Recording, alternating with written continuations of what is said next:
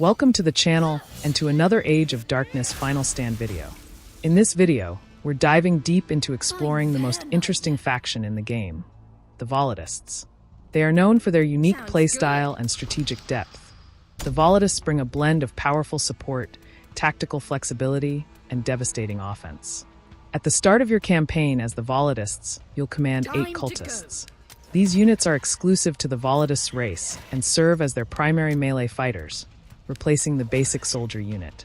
Cultists are swift, dual-blade-wielding melee fighters who excel at quickly clearing early waves of enemies.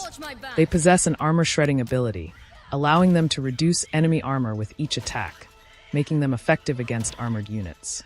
However, Cultists are quite fragile and can be easily defeated if not carefully managed. It's common to lose some Cultists during these initial battles, so don't be discouraged.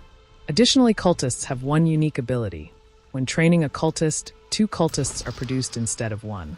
This mechanic allows for rapid expansion of your forces, enabling you to overwhelm enemies with sheer numbers. But however, Cultists are effective in early to mid-game clearing, but they may struggle against certain elite enemies like Spitters and Crushers. Additionally, during Death Knights, melee units like Cultists can be less effective defensively, so consider building wooden towers. This absence of ranged units or pikemen necessitates strategic adaptation. In the first 2 Death Knights, effectively utilizing Cultists can help manage enemy waves. However, relying solely on Cultists from the 3rd Death Knight onward is insufficient. Their fragility becomes a significant liability. To bolster your defenses, it's essential to integrate ranged units and pikemen into your strategy as early as possible. At the end of this video, I will demonstrate the approach to only use Cultists for defending the Death Knight. You will see how I am able to defend 2nd Death Knight, while on the 3rd Death Knight I am failing. As mentioned previously, while Cultists are valuable early on, diversifying your forces is key to enduring the challenges that lie ahead. One of the key advantages of the Volatist is that melee infantry move faster, deal more damage, and are faster to train. These advantages enable rapid deployment and swift battlefield maneuvering, allowing you to overwhelm enemies early on. To capitalize on these strengths, prioritize aggressive expansion and frequent engagements, leveraging the speed and power of your melee units to secure strategic positions and resources.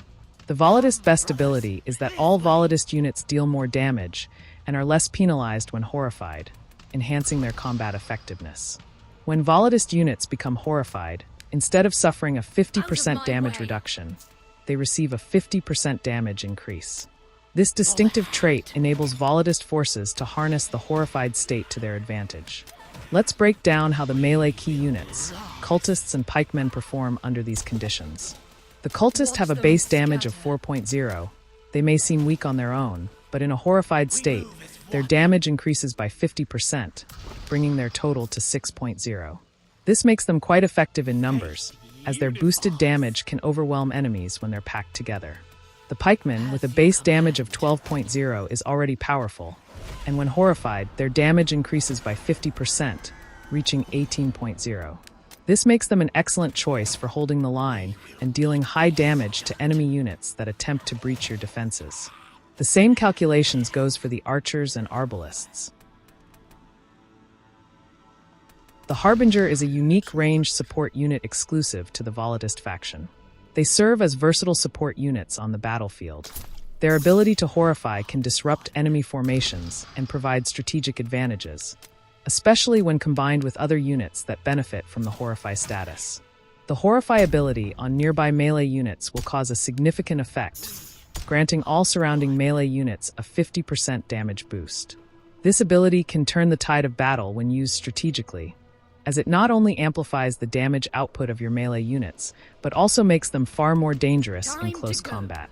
We've already done the calculations previously, and you can see how this ability drastically enhances the strength of your army.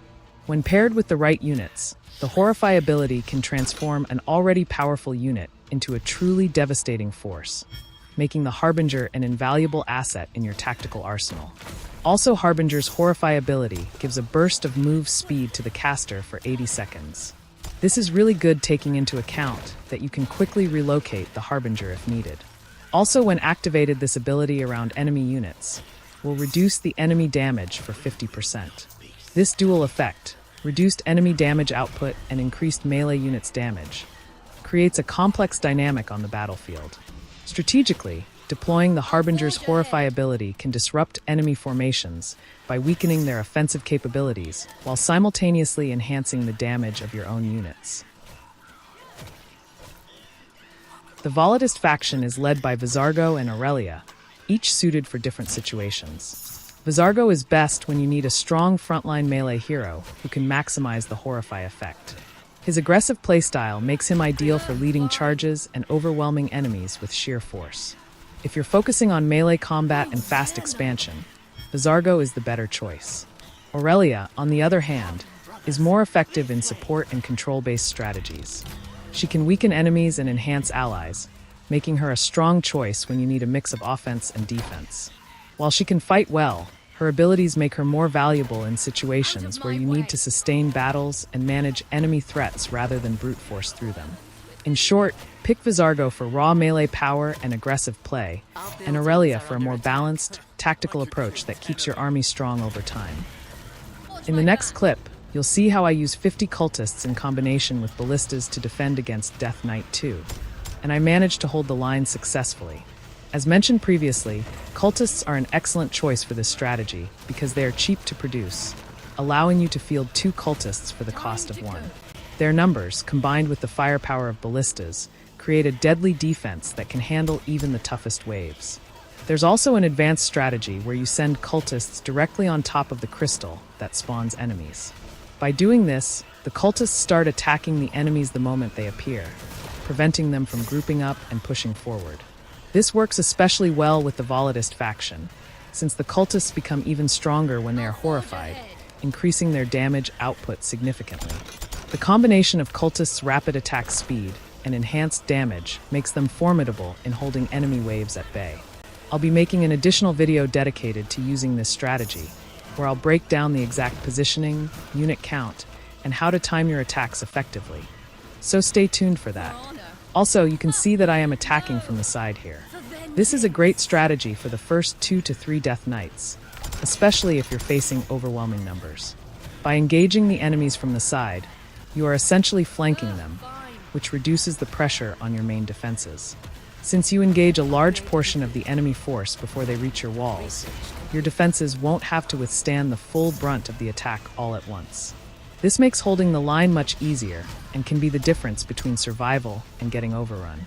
By attacking from the side, you're also able to make use of terrain features, which can offer additional advantages like choke points or natural barriers. Timing your attacks to coincide with the enemy's movements can help you hit them where it hurts most. I also have a video dedicated to this strategy, so check it out if you'd like to see it in action.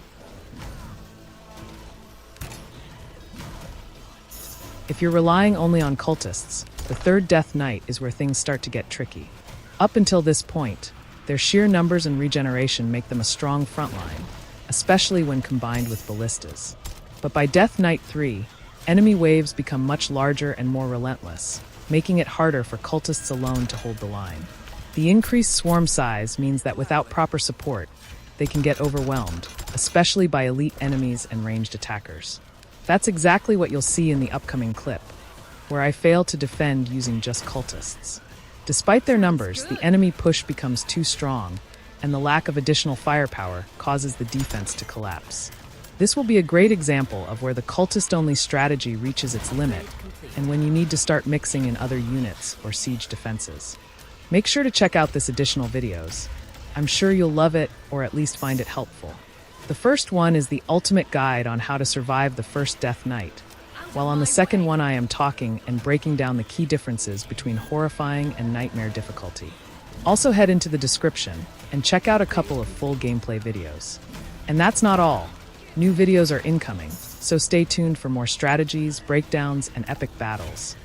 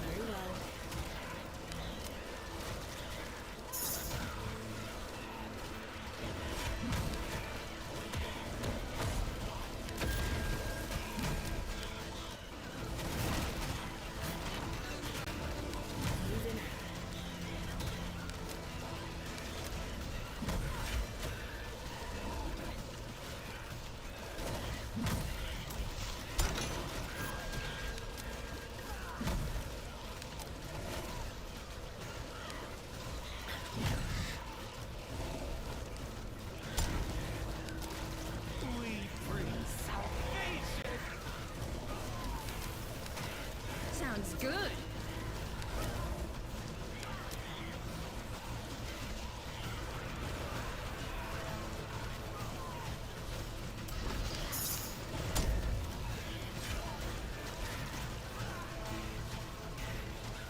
We move as one.